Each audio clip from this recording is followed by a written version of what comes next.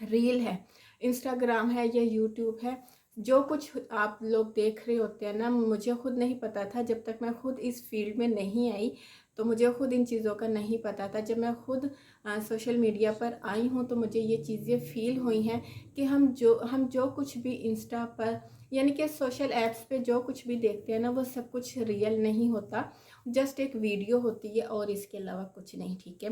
तो आपको सबसे पहले अगर तो आप किस तरह रेज़र यूज़ करोगे, ठीक है। बहुत सी लड़कियां इस तरह की गलतियां करती हैं इंस्टाग्राम पे रील्स देख देख के कि एक्नी है, बस वाले मोटे मोटे दाने हैं, या आपको हार्मोनल एक्नी है और रेज़र यूज़ कर लेती हैं। वो एक अस्सलाम वालेकुम, कैसे आप सब? उम्मीद करती हूँ सब ठीक होंगे। आज की वीडियो में हम बात कर लेंगे फेशियल हेयर, कि मैं अपने फेशियल हेयर किस तरह रिमूव करती हूँ। अभी मैंने कल ही शॉर्ट वीडियो डाली थी और इंस्टा पे भी स्टोरी लगाई थी। तो इंस्टा पे आप लोगों ने मुझे कमेंट किए थे कि आप कितने टाइम बाद फेशियल हेयर रिमूव करती हैं और किस तरह करती हैं, प्लीज़ क्लियर करें। क्या फेशियल रेज़र यूज़ करने से फेशियल हेयर जो है वो थिक हो जाता है, पहले से ज़्यादा ग्रोथ ज़्यादा और पहले से भी ज़्यादा ग्रोथ हो जाती है, या नॉर्मल जो हमारा आ रहा होता है फेशियल हेयर नेचुरली वही रहता है। तो आज की वीडियो में ये सारे जो टॉपिक है ना, यानी कि पॉइंट्स है, ये कवर करेंगे। तो आज की वीडियो स्टार्ट करते हैं। रेज़र यूज़ करने से पहले ना, सबसे पहले आपको ये देखना होता है कि आपकी स्किन क्लियर है। क्लियर मीन्स कि आपकी स्किन पे सीवियर किस्म की एक्नी तो नहीं है, मोटे मोटे पस वाले दाने तो नहीं है। अब आप खुद सोचें, जब आपकी स्किन पे बहुत ज़्यादा एक्नी होगी, पस वाले मोटे मोटे दाने होंगे आपके चीक्स पे, आपके फोरहेड पे, आपके अपर लिप्स पे, क्योंकि अक्सर लोगों को होते हैं। तो आप किस तरह रेज़र यूज़ करोगे, ठीक है। बहुत सी लड़कियां इस तरह की गलतियां करती हैं इंस्टाग्राम पे रील्स देख देख के कि एक्नी है, बस वाले मोटे मोटे दाने हैं, या आपको हार्मोनल एक्नी है और रेज़र यूज़ कर लेती हैं। वो एक रील है, इंस्टाग्राम है या यूट्यूब है, जो कुछ आप लोग देख रहे होते हैं ना, मुझे खुद नहीं पता था जब तक मैं खुद इस फील्ड में नहीं आई। तो मुझे खुद इन चीज़ों का नहीं पता था। जब मैं खुद सोशल मीडिया पर आई हूँ तो मुझे ये चीज़ें फ़ील हुई हैं कि हम जो कुछ भी इंस्टा पर यानी कि सोशल ऐप्स पे जो कुछ भी देखते हैं ना, वो सब कुछ रियल नहीं होता। जस्ट एक वीडियो होती है और इसके अलावा कुछ नहीं, ठीक है। तो अपनी एक्नी को कवर करना होगा। कभी भी एक्नी वाली स्किन पर, पिंपल्स वाली स्किन पे रेज़र यूज़ मत करें। आप खुद सोचो कि आप किस तरह अपनी एक्नी वाली स्किन पे रेज़र यूज़ कर सकते हो। लड़कियां कर लेती हैं जब इंस्टा पे या यूट्यूब पे रील्स देखती हैं, तो वो एक क्रेज़ होता है ना कि flawless skin without facial hair. तो वो चीज़ हमें करती है लड़कियों को अट्रैक्ट कि हम भी कर लें। हमारा सेकंड पॉइंट है कि अगर आपको हार्मोनल एक्नी है या आपको हार्मोनल इशू है, आपको और कोई इशू है जिसकी वजह से आपका हेयर बहुत ज़्यादा थिक है, मोटा है, इवन कि आपके कान के पास भी, आपके अपर लिप्स पे भी, आपकी चीज़ पे भी बहुत ज़्यादा हेयर है, तो आपको कभी भी इस फेशियल हेयर के लिए रेज़र यूज़ नहीं करना। क्योंकि स्किन के लिए अगर आप अफोर्ड कर सकते हो ना, तो आप लेज़र अफोर्ड कर लो। अगर आप लेज़र अफोर्ड नहीं कर सकते हो तो फिर आप वैक्सिंग कर लो। पॉइंट नंबर 3 कि हमें कितने टाइम बाद फेशियल हेयर रिमूव करने चाहिए। अब मैं अपना ही एक्सपीरियंस आप लोगों के साथ शेयर कर देती हूँ। यहाँ पर मैं रील भी डाल दूँगी। वैसे तो मैंने कल ही शॉर्ट वीडियो डाली है, क्योंकि मैंने कल ही अपने फेशियल हेयर रिमूव किए हैं। अगर मैं अपनी बात करूँ, आपको उससे ही आइडिया हो जाएगा कि आपको कितने टाइम बाद अपना फेशियल हेयर रिमूव करना चाहिए। सबसे पहले 2 महीने, मैं हमेशा 2 महीने, अब मैं अपनी बात करूँ तो मैंने नवंबर 2024 में अपना फेशियल हेयर रिमूव किया था। और मुझे डेट भी याद है, मींस कि मैंने 12 नवंबर को अपने फेशियल हेयर रिमूव किए थे। और अब मैंने कल अपने 2025 में, कल आई थिंक 26 थी, मैंने कल अपना फेशियल हेयर रिमूव किया है। मैं इतना ही टाइम देती हूँ क्योंकि मुझे ये होता है कि आप जितना ज़्यादा फेशियल हेयर रिमूव करोगे, मैंने अक्सर लड़कियों को देखा है 15 डेज़ बाद, महीने में 2-2 बार फेशियल हेयर रिमूव करती हैं। कभी भी जल्दी जल्दी फेशियल हेयर रिमूव नहीं करना चाहिए, इससे भी आपकी स्किन डैमेज होती है। क्योंकि स्किन, जब हम फेशियल हेयर रिमूव करते हैं ना, तो उसके साथ हमारी डेड स्किन भी रिमूव हो रही होती है, ठीक है।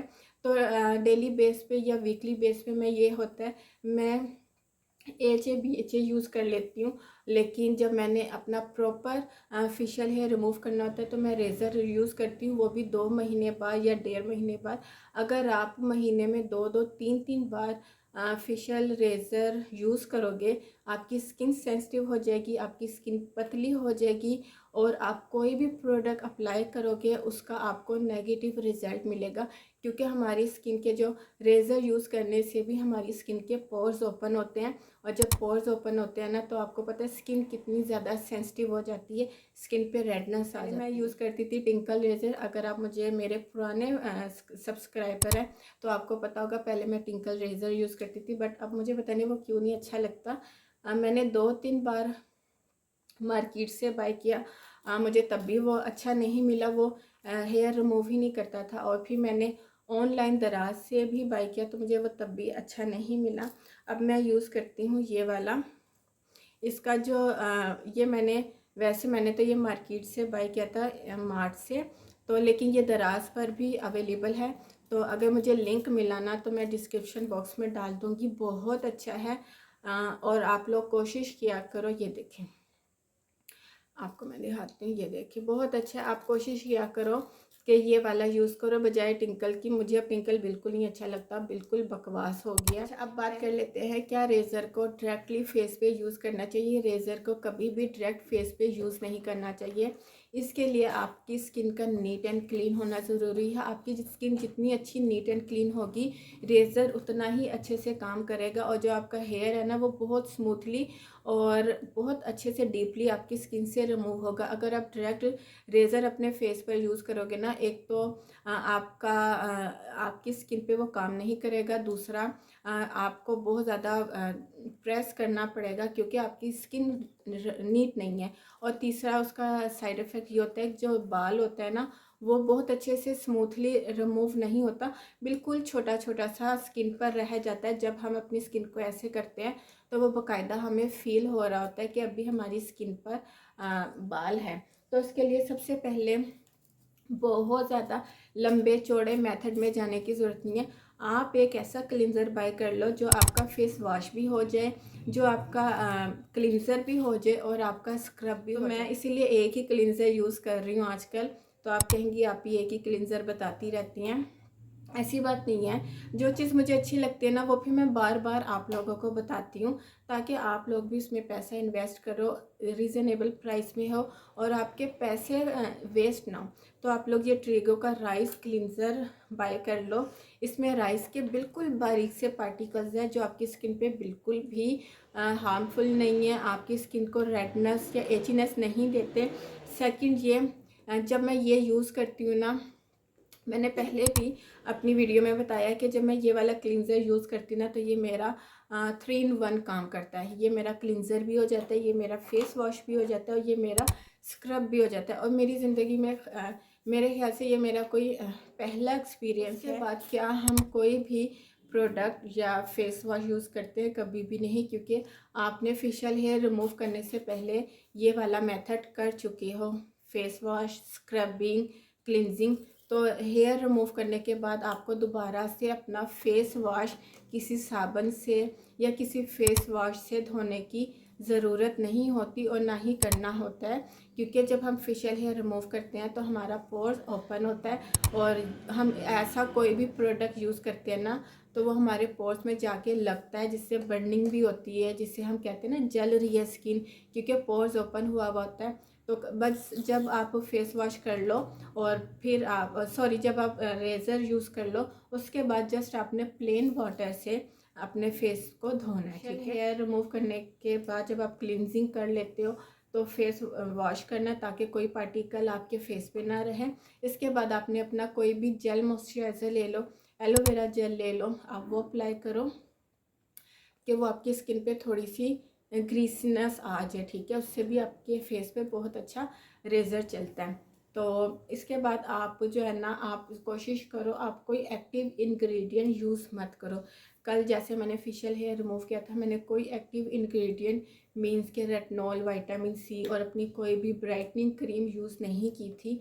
मैंने जस्ट अपना जो मॉइस्चराइज़र था वो अप्लाई करके मैं रात को सो गई थी। मैं जब भी अपना फेशियल हेयर रिमूव करती हूँ, मैं अपनी स्किन को हमेशा 24 आवर्स जो है ना टाइम देती हूँ कि वो थोड़ी रिलैक्स हो जाए, पोर्स श्रिंक हो जाए। ठीक है, तो ये सारे पॉइंट थे कि फेशियल हेयर कब यूज़ करना, रिमूव करने चाहिए, कौन सी स्किन वाली को यूज़ करना चाहिए, एक्ने वाली स्किन को कब यूज़ करना चाहिए, हार्मोनल वाली स्किन को यूज़ करना चाहिए या नहीं करना चाहिए, और यूज़ करते वक्त रेज़र आपको किन किन पॉइंट का ख्याल रखना चाहिए, वो सब चीज़ें मैंने आप लोगों के साथ क्लियर की है। तो फिर भी अगर कोई पॉइंट मिस हो गया हो ना तो मुझे कमेंट सेक्शन में बता दीजिएगा, वो फिर मैं कवर कर लूँगी अपनी किसी भी शॉर्ट वीडियो में। तो प्लीज़ वीडियो को लाइक कर दिया करें, मुझे इंस्टाग्राम पे फॉलो कर लें। तो ये थी मेरी आज की वीडियो, उम्मीद करती हूँ आपको पसंद आएगी। पसंद आई तो लाइक कर दीजिएगा। फिर मिलती हूँ नई वीडियो के साथ, तब तक के लिए इजाज़त दीजिए। दुआओं में याद रखिएगा, अपना ढेर सारा ख्याल रखिएगा। अल्लाह हाफिज़।